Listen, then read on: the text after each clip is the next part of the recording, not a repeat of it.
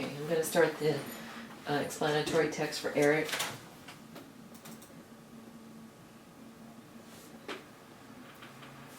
Okay, let's see. All right, Doug, I understand you're gonna be going on a canoe trip, and you're looking for different types of, looking at the pros and cons of different. Kind of stutters there. He's looking at the different types, So, lag time's important there. So I won't get messed up and start a new thought and then back myself up in a corner and then have to start over again. He's talking to someone specifically. He mentions the name Doug, but that might be kind of, it'd be hard to know who exactly he's talking to. He doesn't say who it is, just mentions a name. So that would be when I'm interpreting, I have to refer to this person who's just by the name. That might be kind of hard to understand. Cons of different boats and the layups and the hulls and. Layups and hulls. I'm not sure what those mean.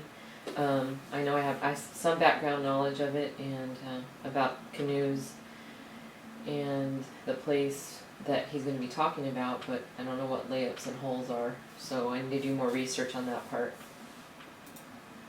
I've had a little bit of experience working with a variety of boats, but first you need to kind of determine whether you. He says he has some experience with different types of boats. He starts using his hands to talk. He's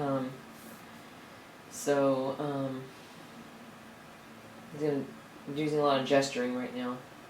I don't know if that will continue. Determine whether you're going to be paddling primarily flat water or moving water or. Flat water and moving water, so set up that in space. I always start at the left, so flat water on the left, moving water on the right, and then refer back to these two different areas here. If he continues to talk about these, and I'm sure he's going to explain what the difference in flat water and moving water and the different kinds of boats.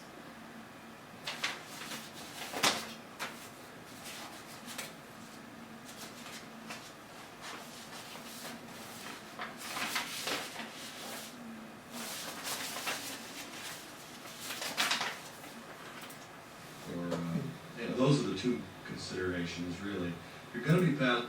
He says flat water and moving water, but then it sounds like he's going to be talking about another type. Then he says those are primarily the two types. So lag time would be important there as well, because he just introduces two different types of water. But it sounds like from the way his voice is getting ready to say, it sounds like he's going to introduce more than two types of water. You're going to be paddling moving water, one of the best all around. So now I remember flat water's on the left, moving water's on the right. Refer to the moving water on the right, because that's what he's going to be talking about right now. All around, or the best, most resilient boats is made out of Royalex, which is an ABS foam. Most resilient boat. So resilient, that word.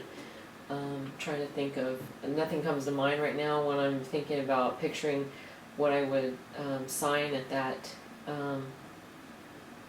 point. So that might be kind of tough. Yes, foam, vinyl, foam, vinyl, several different. Vinyl, foam, vinyl. He's talking about layering. So trying to think of the way that I could set that up.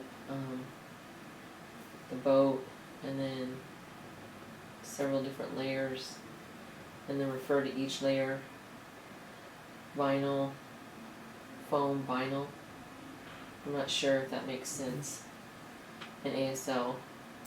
Different layers, and it's just bomb proof. You can bounce it off rocks and drop it, and it's real abrasive resistant.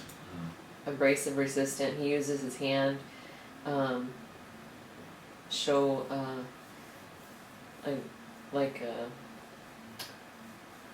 don't know. He's showing the movement of the boat. That's why I think he's probably picturing that in his mind, maybe. that's the boat scraping across the surface. So he does show some visual gesturing. It might be easy to be able to make that into, a visual explanation in the ASL. The drawback is that it's real heavy. It's fairly, it's probably 30% heavy.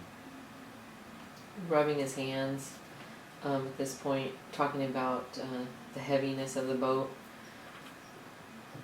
Maybe I don't know if he's grasping for ways to say what he wants to say. Percent heavier than a lot of the other materials. So that would be something to consider. If you're going to be paddling, doing tripping or on big open water, the two that... Okay, tripping and open water.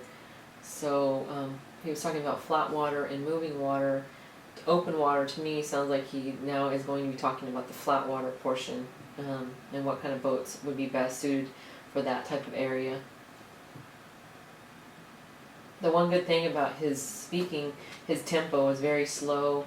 Doesn't have too much intonation in his voice, but he sounds like he knows what he's talking about. Just sometimes he grasps for the words, but he's easy to understand, and then he uses the gestures, so that makes it a little bit easier to know what he's actually talking about.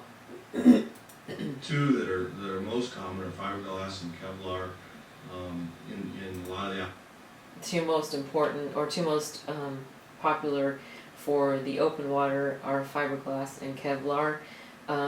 So those two terms don't have signs, so that would be finger spelling fiberglass, finger spelling Kevlar, but as with the research that I've done and the background knowledge, that I would know how to spell Kevlar. That's a word that I wouldn't know before doing this prediction brainstorming and looking on the Boundary Water site.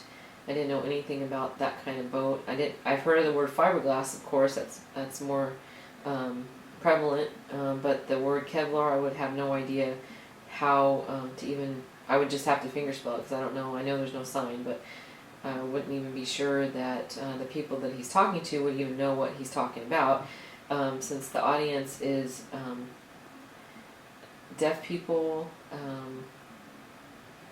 I believe, who are novice canoeists, so they wouldn't even know what that word would mean as well.